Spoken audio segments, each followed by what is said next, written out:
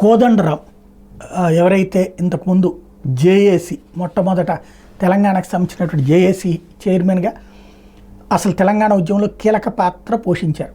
అయితే ఆ తర్వాత కేసీఆర్ ఆయన్ని పక్కన పెట్టేసినటువంటి చరిత్ర చూసాం. ఇప్పుడు ఆయన కాంగ్రెస్ పార్టీ సముచితమైనటువంటి గౌరవం ఇచ్చింది. ఎమ్మెల్సీ ఈ కాన్సెప్ట్ నడుస్తోంది. అయితే ఇప్పుడు చంద్రబాబు రేవంత్ ఇద్దరు కూర్చోబోతూ ఉన్నారు విభజన సమస్యల గురించి. 6వ తారీఖున మీటింగ్ అనుకున్నారు. వెంటనే టీఆర్ఎస్ అలియాస్ బీఆర్ఎస్ రంగంలోకి దిగింది.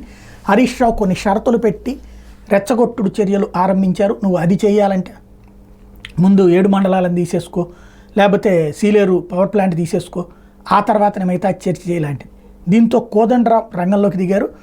6వ తారీఖు చర్చ అన్నది చాలా అవసరమని ప్రకటించారు. ఇద్దరు ముఖ్యమంత్రుల మధ్య విభజన హామీల విషయంలో కలిసి కూర్చుని మాట్లాడుకోవడం వల్ల 2 రాష్ట్రాల సమస్యలు పరిష్కారం అవుతాయన్నారు. కూర్చొని మాట్లాడుకుంటే తప్ప సమస్యలు పరిష్కారం కావన్నారు. బీఆర్ఎస్ హయాంలో విభజన సమస్యలు జటిలమయ్యాయని ప్రకటించారు.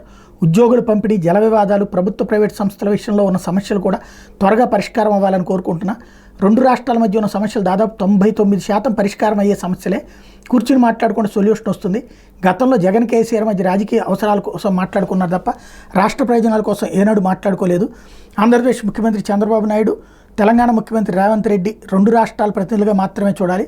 వేరే కోణంలో చూడడం సరైన అంశం కాదు. రేపు 6వ తారీఖు జరిగే భేటీలో ఇరు రాష్ట్రాల మధ్య సమస్యల పరిష్కారం అవ్వాలని కోరుకుంటున్నా అంటూ ఇప్పుడు తెలంగాణ జనసమితి నడుపుతున్నటువంటి కోదండరాం ప్రకటించారు.